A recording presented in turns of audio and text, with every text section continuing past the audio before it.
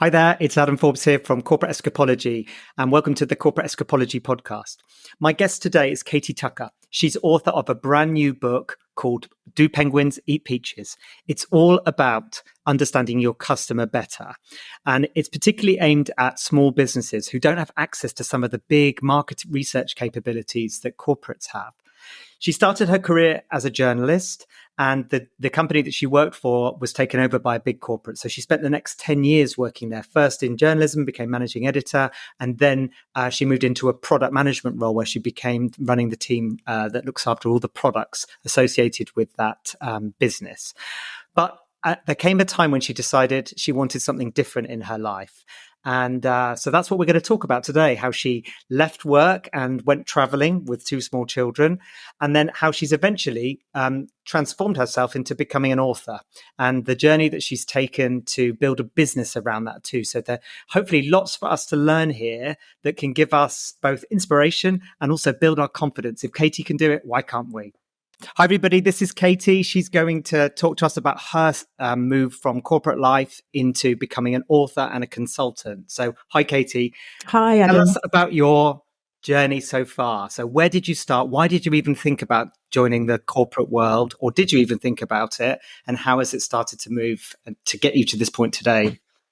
Yeah, so reflecting on this, I didn't ever in my 20s think, oh, I want to join a corporate. I don't think I even knew what that meant, really. I studied journalism. I wanted to be a journalist and a reporter. So the first job I got in London was a market reporter for like energy markets. Mm-hmm. So quite specialist, writing about energy, environmental things like carbon markets and things like that. And we were a small company, really How great. small was It was small? like there was probably like 10 reporters, one IT guy, one guy in India doing the layout of the reports, and the boss basically, and a few admin people. So there's maybe like 20 of us. Right. Okay. We Yes. were in Greenwich at the time, and we had something really valuable that a big corporate wanted, which was like a benchmark in one of the markets that we covered.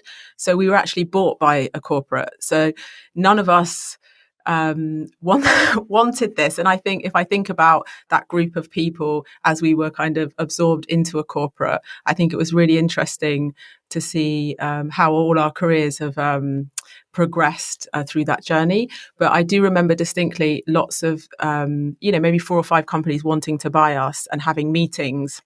I was one of the editors at the time, kind of progressed from reporter to editor, and just seeing just in the clothing and the jargon and the language in this room, like, they were kind of testing us out. We were testing them out, and we were coming out of these meetings, like, in our late 20s going, oh my God, I hope the guys in the pink shirts, like, don't buy us, But, the guys in the pink shirts did. And so we were absorbed by this quite big corporate that was in kind of publishing, but moving into data and analytics.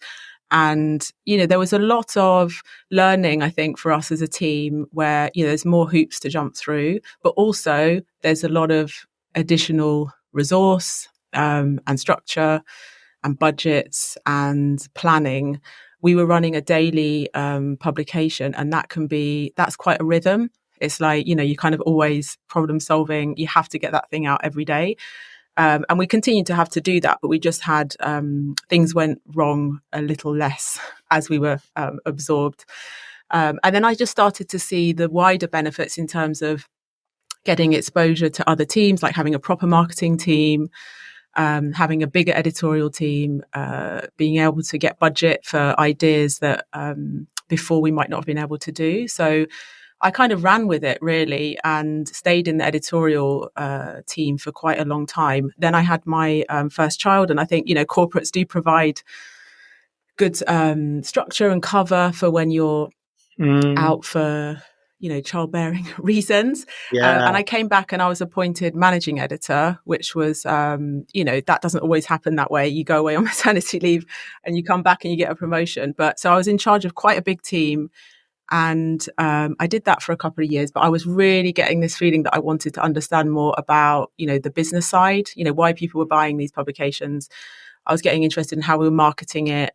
And that's when I moved into towards the product management side of things, because I just felt it was like a bit more 360. You have to understand what your audience wants, whether that's readers, then you need to know how to market it, what content to create. And I just felt that would be a good direction for me. And a corporate allowed me, because they had a product management team. And at the time, it's still quite an emerging department, I suppose, across big businesses. And yeah, I stayed in that role for I guess maybe 4 or 5 years. I can't remember now, until I left. Wow. And it's interesting, isn't it? When one of the things that's good about a corporate is you can make these sort of lateral moves on the basis of reputation, without necessarily the skills and the evidence that you can do that job.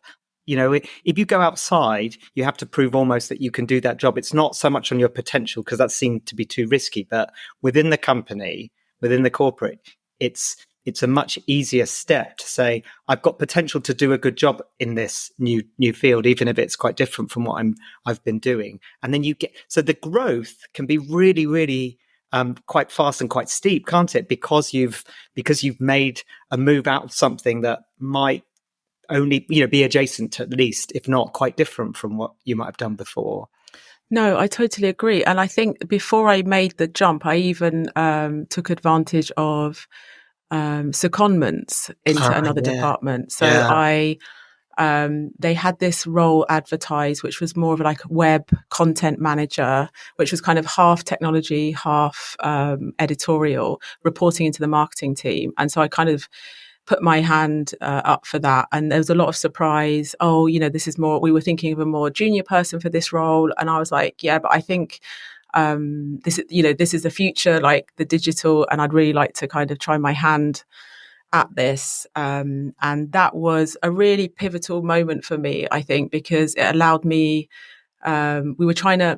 the CEO at the time wanted to work more cross-functionally, and it was still quite new, those terms of agile at the time in the corporate that we were in, and many corporates at the time. And so he kind of empowered me, and I had a hand-picked team, like one marketeer, two tech guys, one guy who knew his SEO, a few content people to market it. And we kind of like had not free reign, but we were allowed to do a lot of experiments on the website to try and drive more conversions. And so it was really, a great stepping stone into product management and understanding the 360 of the business. And it allowed me to be more creative, and which is an important part of how I like to operate. And making sure that, we're innovating. And sometimes in corporate that can feel difficult. So I kind of carved out a way of being able to be creative, and then made that jump. Didn't go back to managing editor, which was still an option in a secondment. You can go back, or you can kind of stay or go into another role. So I think absolutely that's what corporates allow you to do is, if you play it right, you can move around and acquire lots of skills for when you come out the other side. Let's talk about you leaving then. Did you leave by choice, or was there a restructure or something going on? No, I left by choice. I decided, like, we wanted to do this big this family gap year. Yeah. We'd been talking about it with my partner for a few years, and we kind of identified that particular year where we left. I think we left in September 2018. My son was in, a year that didn't have any exams. My daughter was about to start school, so she still wasn't, didn't have to be in full-time education. So we kind of like decided on this year, decided on when we were going to leave. And I did approach the business and say, I booked it before I told them, but I did book it like 7 months in advance. So I gave them plenty of time. I did look at whether the sabbatical that they offered would be enough, but it was just 3 months. Right. Okay. And so, over the last, I was looking for a way out, Adam, to be honest. I had a really great boss at the time. And I remember him saying to me in one of the meetings, like, I was getting frustrated. And he said, like, have you ever thought that you're a bit too creative for this environment? And I remember thinking, what do you mean by that? Like, I think, but I'd managed up until then to always like quench that thirst of like, trying a new role, doing things differently, being innovative. But when I left, I was kind of like, okay, I need a way I need to get out. And we wanted to do this gap year. And so let's just throw ourselves into that. They were really supportive. I did have a final salary pension scheme, Adam, at the time, which is like Ooh, gold set dust up. these days. And so, Mm. I remember the pension guy in the meeting saying to me, "Are you sure? Are you really sure? These are the numbers. Are you sure?" And I was like, "Listen, stop showing me that. Like, yes, that would be amazing, but no, I'm going to go." Visualizing And yourself at 60 to be here to get to yeah, access. to get that. And, my boss was, supportive and said, definitely come and see us when you come back. Okay. And I definitely think that I could have gone back in house to that same Yeah. company if I wanted to. And I think when I came back, I had to really be honest with myself and not take that option, because the whole point, like sometimes I joke and say I had to take, do something extraordinary and go away for 10 months with my family to get out of corporate because it was so easy to stay. And I had to do something like out of the ordinary that really challenged us and was a project in itself, like once in a lifetime thing, to actually get out. Because I'd thought about leaving many times, but I just didn't know how. Yeah. How was your confidence at that time, would you say? I think it was high because Mm. I knew what I was going to do. Like we had the money to go away. We'd booked the tickets. We knew the route. So it was exciting. Mm. I felt really excited. I wasn't thinking ahead yet about, when I came back and like during the trip, as it got towards the end, definitely I started to think about that, and I was started to get a bit nervous. But initially I was like, yeah, like I'm out, we're doing this amazing thing.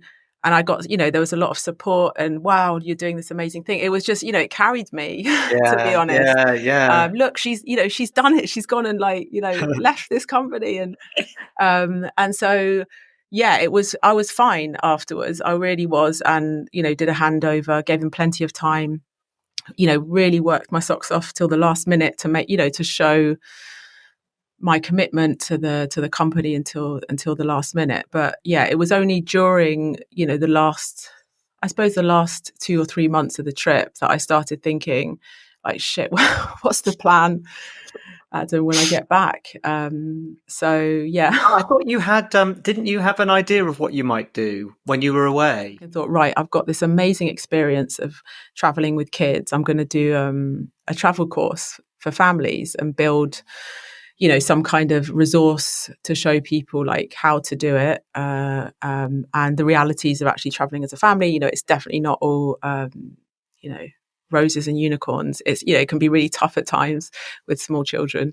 And so I was going to do that. And then, so I wasn't quite, I wasn't quite sure really.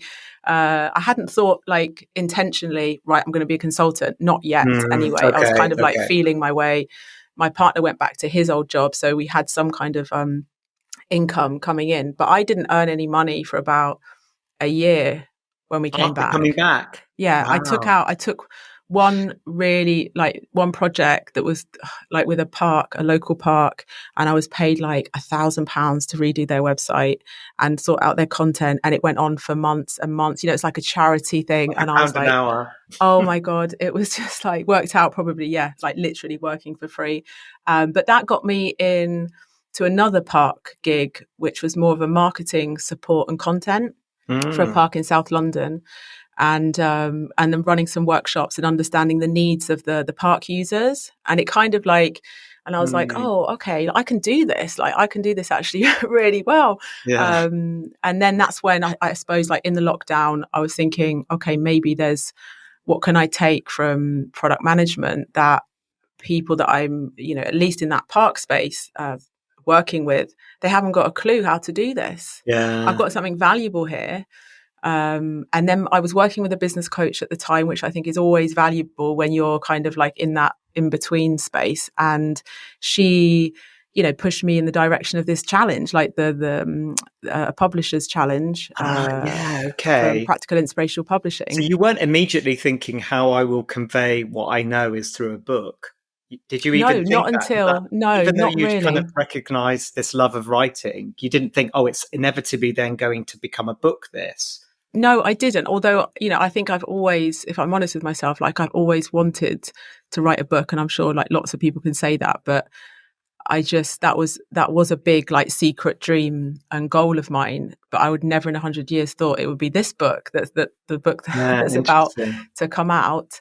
And I think it was a combination of like the coaching, the reflection, probably conveying that to my business coach in terms of like wanting to go down the writing pursuit, and then like just you know crossing it all together and thinking, well, actually, why don't you try and at least get your thoughts together around what could be useful for, smaller businesses or like charities that do not Mm. have these kind of corporate skills, Or and see access where to it the takes kind of, you. yeah, access to all the kind of capabilities those corporates have to understand their customers better. So you'd identified this group of kind of underserved customers that you thought you could help, and you thought a book is the vehicle to do it. So tell us what you did then. So you went and joined a course. I know this course. Yes, So so it's Practical Inspiration Publishing is like a independent publisher of nonfiction books, and the person in charge there is Alison Jones, and she runs, I think, a couple of times a year this mm, business book challenge, which literally, I think that was a real pivotal moment for me, because not only did it eventually lead to actually a book being published, but it also challenged my thinking and got my thoughts in a structure. Um, because every day you have to fill in what effectively will be a fully fledged book proposal at book the end that you proposal. can send to Mm. other publishers. And so, it was really kind of challenging me, but it Well, was tell us just about it. So pitched. tell us the title. So my book is called Do Penguins Eat Peaches? And Other Unexpected Ways to Discover What Your Customers Want.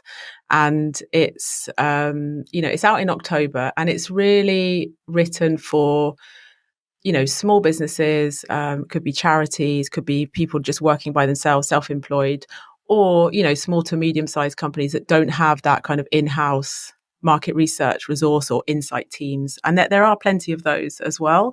And it's really kind of distilling all the techniques that are used in research by bigger companies, by, well-established research teams, and, distilling them and, putting them in a book that people could actually take and, do some of this themselves. And so, yeah, that's Super impressive to have a book. I mean, I think these days, you can easily think, oh well, who needs to write a book anymore? But it still carries a lot of currency, doesn't it? It still means something to your authority, and therefore you can create value through that authority. So other people will pay for access to you in a way that if you're just a blogger I think it's just harder. So was it always in mind that you would use that book as like a foundation for a business, because you were already doing a bit of consultancy along the side, like for the parks and for others? Yeah, no, I mean, to be honest, no, I think the publisher made me aware of that aspect, that this, you have to think of this book, Katie, as, not only you generously providing like your tips and wisdom on market research. I think the foundation for me was to help people, because I could see a lot of small companies just really struggling, like, leaving corporate, putting their like, heart on the line with these businesses that they were setting up, and really not earning enough money for it to be viable. And And not I knowing knew, why, and not not knowing knowing why why. Yeah. exactly, and like really thinking that all you need is like passion and what they think is a good idea, and, hustling and keep going and don't give up. It's like, you know, no, you need that. You need passion for sure. You need to be able to get up when something goes wrong, but you want to be kind of heading in the right direction. And that direction, you get it from understanding what your customers want. And that was the bit. And I think there was so much online, in culture around setting up your own business. And like, it was really the in thing to do, be an entrepreneur. But no one was really talking about, either the failures that these people had gone on along the way to get to the success, or, they were just glorifying just going for it. And it was, I just think that it wasn't right. So I wanted to write the book. That was why. And then the publisher was like, we help authors who are also experts, and these books can really help them, get more customers for themselves in terms of their consultancy. And now I'm seeing, starting to see a bit of the value of that for sure. But it wasn't the Really? primary purpose. Then I appreciate that, all the hard work that actually goes into a book. Yes, I would like to get a few clients off the back of it. Well, is that what you do? So is that what you do now, consultancy, to bring in a bit of the readies to afford life? Yeah, so absolutely. So I'm, product management consultant. Depending on who I'm talking to, I'll say, I'm a business consultant, which is probably like the term above. Yeah. Product management consultant. I also do some mentoring. I've got one like regular client, kind of on a retainer style basis, that I do 7 days a month, and then I take other projects ad hoc. So last year I had like one of the big airport operators in Asia. I did a big project for them. And so that will sit alongside those 7 days that I'm doing. But ultimately, that retainer that I had allowed me the space to write the book because, I have a family too. I have 2 kids, I have a partner, I have a dog, I have a life. Ill. And it's busy. So I didn't want to put myself in a position where I was like working like full time, like, having working for clients like every single day, plus having to write the book and all the other stuff. I just know that would have probably broken me. So I decided that I was going to, be really picky and choosy with anything else that came my way and not proactively go after anything else at that Right. stage. I Okay. think now I'm emerging from that writing process. The book's done, it's gone to print. So I'm starting to like a new, okay, what am I now without this book, without writing this book? Like, I have got a bit more time to find new clients. What kind of clients do I want? Sometimes, I fantasize about, oh, maybe in 5 or 6 years' time, I might enjoy going back into like a chief product officer role or something meaty like that. My time will come again if I want to make that step back in, and that I'm actually very grateful and fortunate in my current position to being able to, you know, fund a book. Do you know what I mean? In terms of like having the time to Fine. write it, and not work every evening trying to write it. So Mm, yeah, I'm a bit of a crossroads again, I'd say. And I think that feeling of being self-employed is always, there's always a fear element, because you haven't got that guaranteed paycheck. And there's been staff changes in the company that I support, and every time a new head of product comes in, I'm like, I'm gonna have to prove my yeah. worth again. What happens if they're gonna, Yeah. the first call they say, oh, thanks, Katie, but I'm gonna do Yeah. things differently and I'm not gonna use a consultant. So I can Yeah. get myself into mild panics thinking, and I'm like, it's okay, like, you haven't even tried to look for other things. There will be Yeah. other things.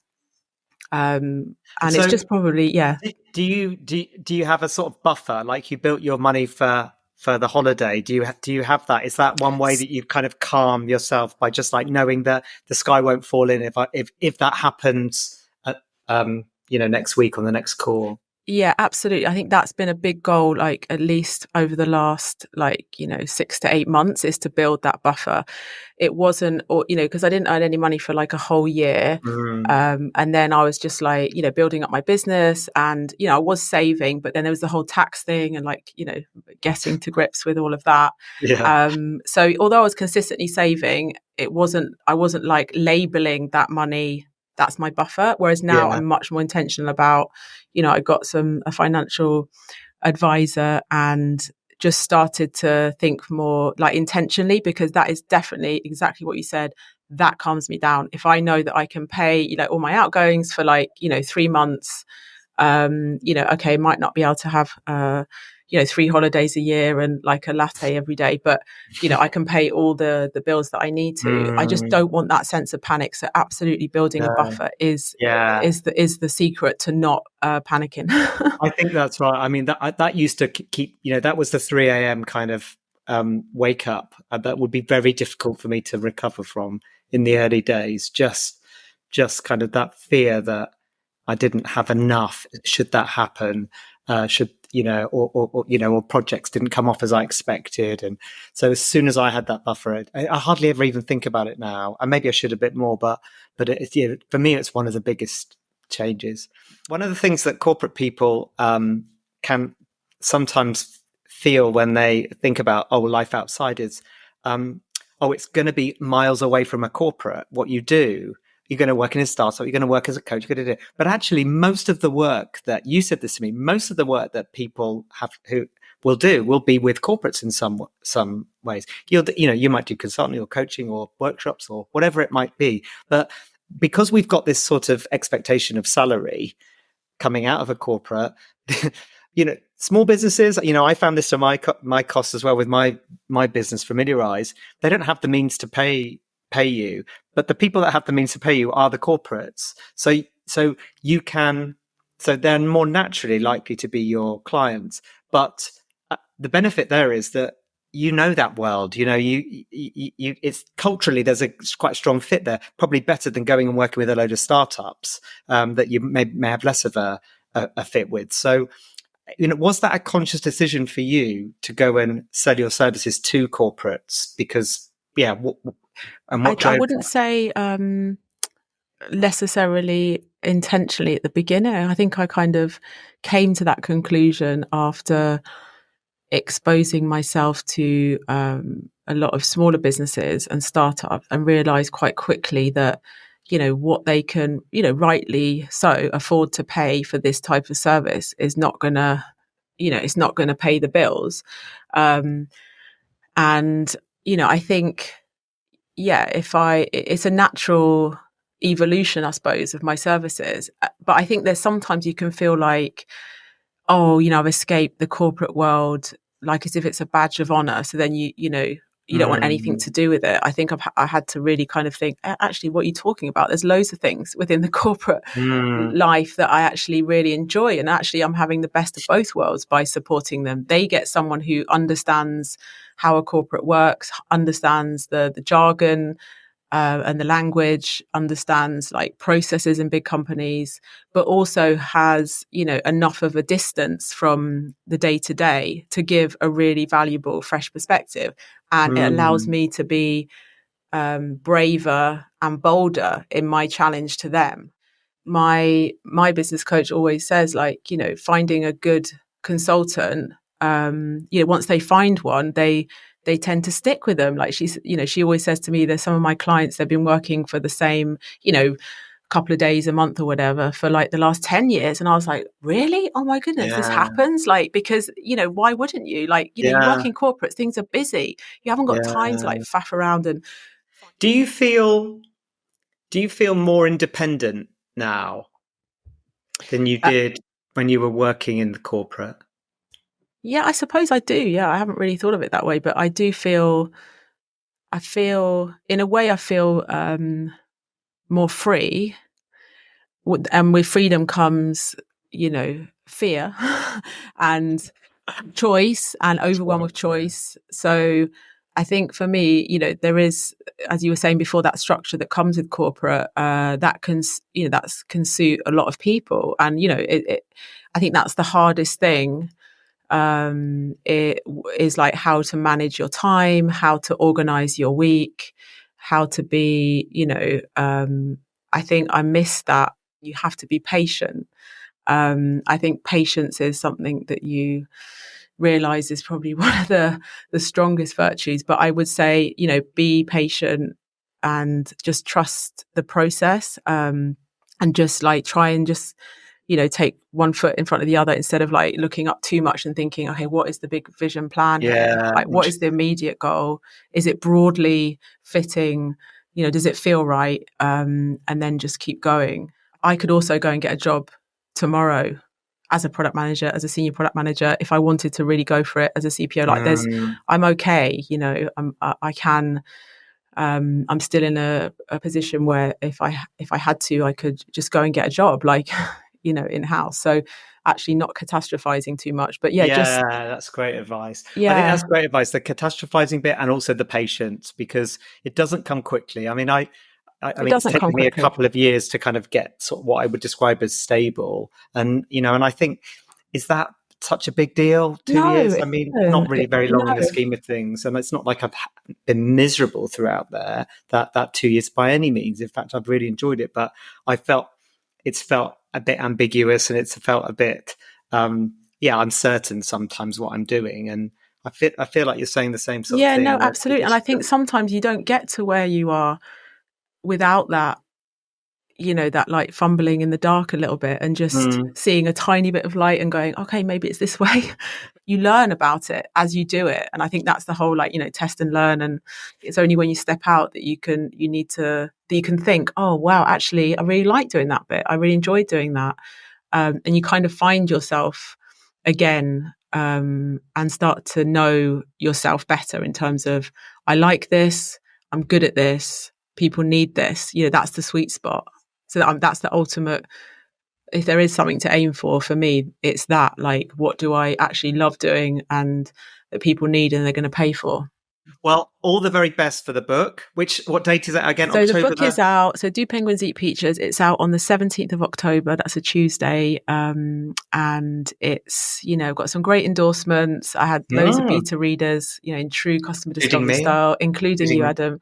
Read it. And I've, got some really great feedback from, like, the Yeah, target absolutely reader, love. the small businesses. It's not, it's not written dry and boring. I like to say it's like a non-boring business book that will make you chuckle in places, but also like teach you a lot. That's perfect. Yeah, I mean, you don't really want a dry, boring book when it's got a penguin and a peach on the front, do you? Absolutely. And because market research people just hear it and go, oh, but it's not that kind of book. Big report. Yeah, great. Well, fantastic. All the very best with it. Thank you so Thank much, you. Adam.